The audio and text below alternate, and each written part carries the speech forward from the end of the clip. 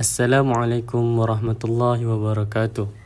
Saya Luqmanul Hakim bin Rashid, nombor metrik KID 22060420. Dalam video ini, saya akan menerangkan tentang tajuk aib suami isteri memberi kesan fasakh.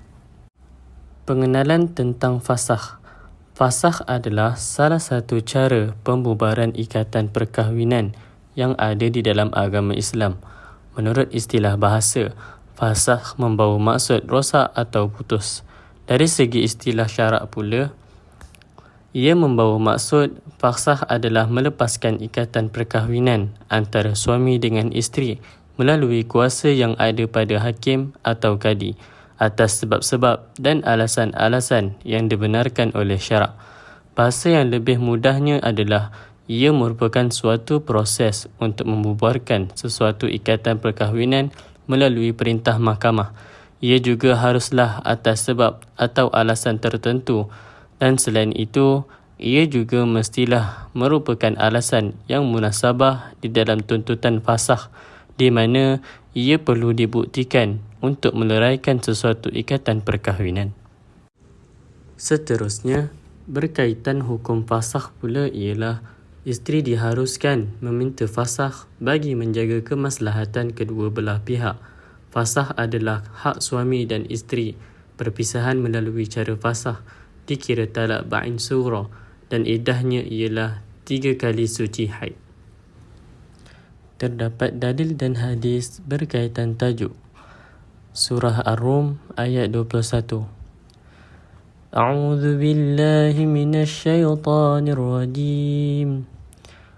Wa min ayatihi an khalaqa lakum min anfusikum azwajan litaskunu ilaiha wa ja'ala bainakum mawaddatan wa rahmah.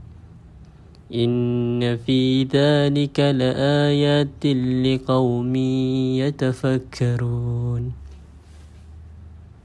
Maksudnya, dan di antara tanda-tanda yang membuktikan kekuasaannya dan rahmatnya, bahawa ia menciptakan untuk kamu, wahai kaum lelaki, isteri-isteri dari jenis kamu sendiri, supaya kamu bersenang hati dan hidup mesra dengannya, dan dijadikannya di antara kamu, suami isteri, perasaan kasih sayang dan belas kasihan. Sesungguhnya yang demikian itu mengandungi keterangan-keterangan yang menimbulkan kesedaran bagi orang-orang yang berfikir. Firman Allah Subhanahu wa taala dalam surah An-Nisa ayat 128. A'udzu billahi minasy syaithanir rajim. Wa in imra'atun khafat min ba'liha nushuzan aw i'radan fala junaha 'alayhima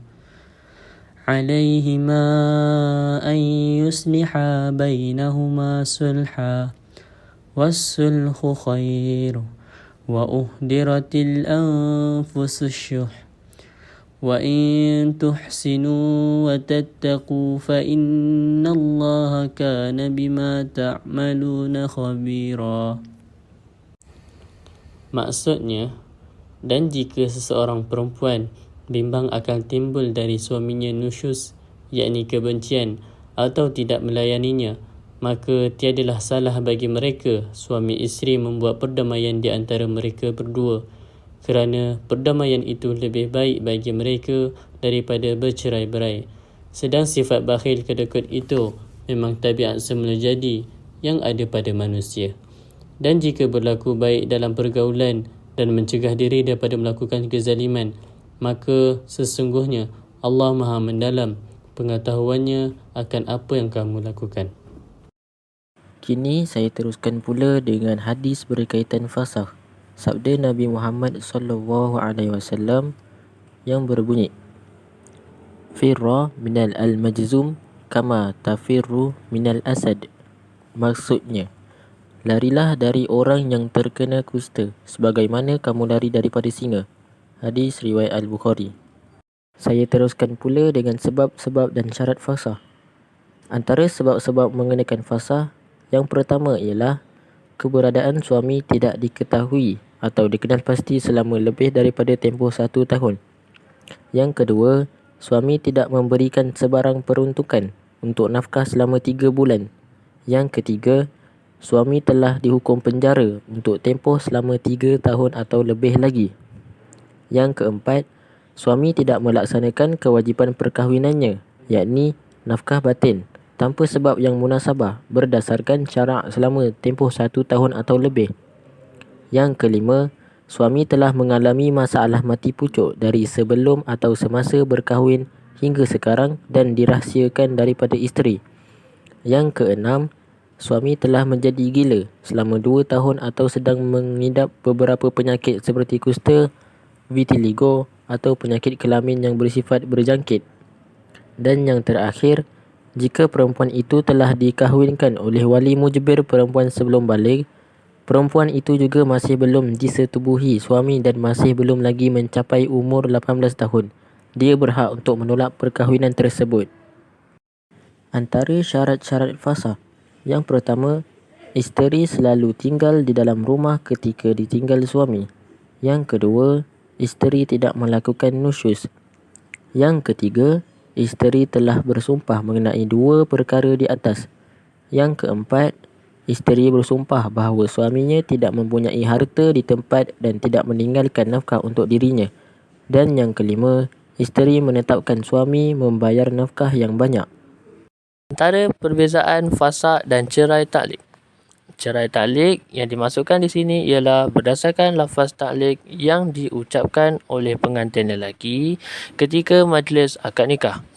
Dari aspek bersamaan, kedua-dua jenis penceraian ini hanya diberikan kepada kuasa mahkamah untuk memutuskan.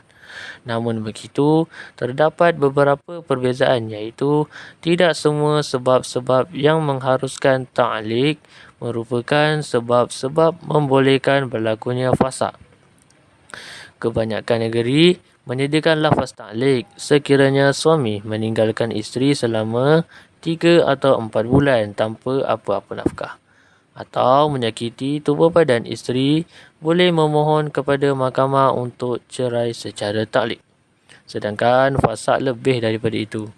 Suami dan isteri boleh memohon fasakh, sedangkan bagi cerai taklik hanya pihak isteri sahaja yang memohon. Selain itu, kesan fasakh ialah gugurnya talak ba'in sughra, manakala cerai taklik adalah jatuh talak 1 dan isteri perlu membayar khuluk sebagai wang tebusan. Seterusnya, perbezaan di antara penceraian talak dan penceraian fasakh. Cerai talak terbahagi kepada 2 iaitu talak ba'in dan talak raj'i. Talak ba'in ialah membubarkan ikatan pernikahan secara terus-menerus. Talak raj'i pula ialah membubarkan ikatan pernikahan secara tidak terus-menerus akan tetapi terhurainya setelah selesainya iddah. Dalam talak raj'i, suami boleh merujuk isterinya iaitu mengembalikan isterinya ke dalam kuasa peliharaannya tanpa menunggu selesainya iddah, dan ianya dilakukan tanpa mahar yang baharu dan tidak perlu ada kerelaan isteri. Cerai fasakh pula ialah membubarkan ikatan pernikahan secara terus-menerus atau perpisahan yang kekal. Hal ini bermaksud suami tidak boleh mengembalikan isterinya ke dalam kuasa peliharaannya kecuali dengan akad yang baru, dan ada kalanya tidak boleh sama sekali. Pada cerai talak, kuasa menjatuhkan talak dan bilangannya dimiliki oleh suami. Manakala cerai fasakh pula kadang-kala tertakluk pada keputusan kadi, mahkamah syariah, dan kadang-kala tidak. Lelaki yang merdeka memiliki 3 kali talak dalam cerai talak, akan tetapi cerai fasakh tidak mengurangkan bilangan talak. Saya akan teruskan pula dengan kesan fasakh. Kesan fasakh ada 5. Yang pertama, suami isteri tidak boleh merujuk dalam tempoh iddah. Yang kedua, mereka boleh berkahwin semula dengan akad nikah dan mahar yang baharu. Yang ketiga, tidak mengurangi jumlah talak. Yang keempat, talak suami tidak boleh berlaku ketika isteri dalam iddah fasakh. Yang kelima, isteri tidak berhak mendapat nafkah kecuali tempat tinggal walaupun keadaannya hamil. Antara hikmah fasakh ada 5. Yang pertama, memberi peluang kepada isteri membuat tuntutan pembatalan perkahwinan. Yang kedua, mengelakkan kemudaratan yang ditanggung isteri jika ikatan diteruskan. Yang ketiga, peringatan kepada suami agar bertanggungjawab menunaikan hak isteri. Yang keempat, menghindarkan suasana yang tidak baik terhadap perkembangan fizikal, mental dan emosi anak. Yang terakhir, menyelamatkan akidah isteri dan anak apabila suami murtad.